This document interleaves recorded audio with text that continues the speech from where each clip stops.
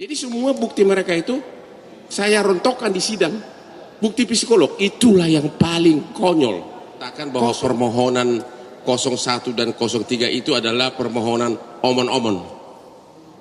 Permohonan omon-omon. Kenapa?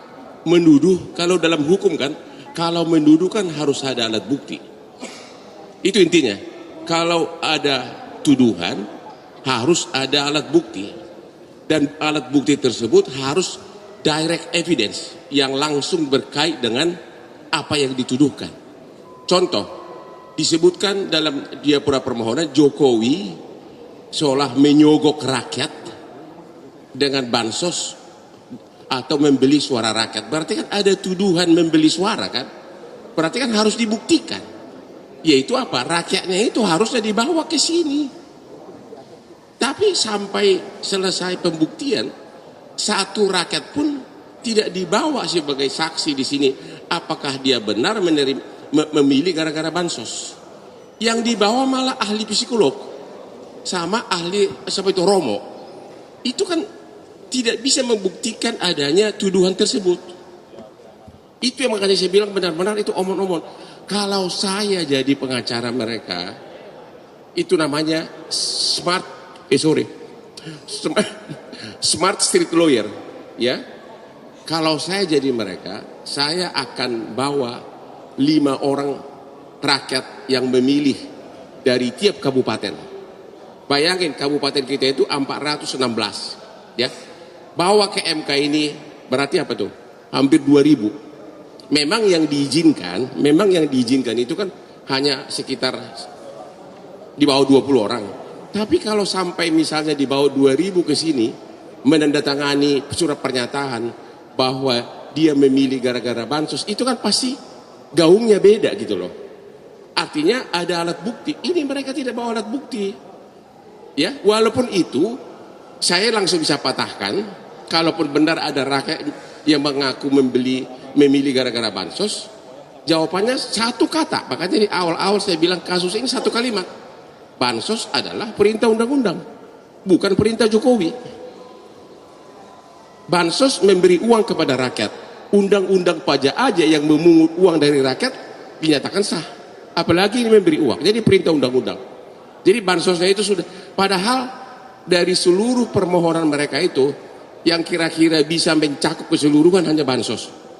Ya, karena kalau menyangkut pelanggaran penusukan suara itu kan per TPS. Jadi misalnya kalau bisa dibuktikan di Sunter ada salah, hanya batal yang di situ. Nggak bisa membatalkan 96 juta.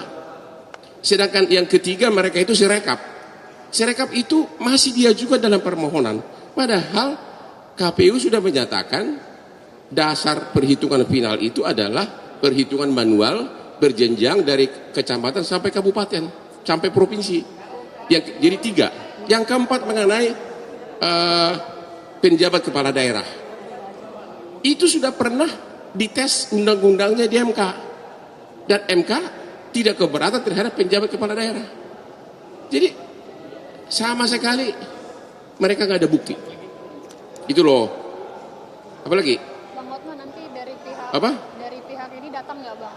Siapa? Prabowo datang. Oh enggak. Kuasa hukumnya udah di lantai 4 semuanya, nggak datang. Ya. Berarti optimis nanti MK mengapa? Saya di hari pertama aja sudah bisa bilang optimis. Di hari kedua saya bilang 100-0. Ya, karena bagaimana sih? Ya gimana bisa kuasa hukum mereka dosen hukum tata negara, lawannya Hotman Paris yang sudah 40 tahun jadi pengacara jalanan. Ya benar loh. Perkara di MK itu jauh lebih simpel menanganinya dari perkara-perkara transaksi internasional. Ini kan hanya menyangkut apakah bertentangan dengan undang-undang, apakah salah tusuk, apakah ada sampel sekali. Ya dia, coba pertanyaan mereka itu nggak ada yang menggigit satupun. Pokoknya nggak ada yang menggigit. Kalau Anda ikut sidang ketawa-ketawa, kok ini pertanyaan pengacara gitu lah. Coba, siapa itu ada pengacara dari 01, 03 tanya begini. Ini di hadapan sidang loh. Saudara saksi, kenapa bukan Yusril yang dipilih? Kenapa Gibran? Mana bisa pertanyaan begitu di sidang? Apa kaitannya? Kan nggak relevan. Jadi semua bukti mereka itu saya rontokkan di sidang. Bukti psikolog itulah yang paling konyol. 03 membawa ahli psikolog untuk membuktikan bahwa seolah-olah bansos itu adalah penyebab Prabowo menang. Ternyata tahu nggak, ada di Instagram saya itu, ahli psikolog itu mengatakan, kenapa Prabowo menang? Tahun 2014 orang takut sama dia gara-gara dianggap terlalu ingin berkuasa. Tahun 2019 juga orang takut. Tapi begitu dia gabung dengan Jokowi, dia menunjukkan sifat yang sangat kooperatif dan juga tidak menunjukkan rasa ambisi berkuasa. Bahkan waktu kampanye, waktu debat, dia diserang habis, dia tetap tenang. Ditambah lagi dengan lagu Oke Gas, dia punya gemoynya. Itu kata ahli mereka. Jadi ahli psikolog mereka malah menguntungkan kita. Jadi sekali saya bilang, omon-omon itu permohonan.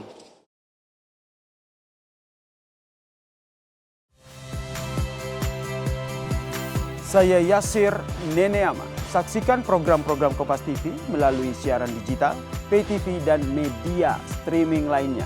Kompas TV, independen, terpercaya.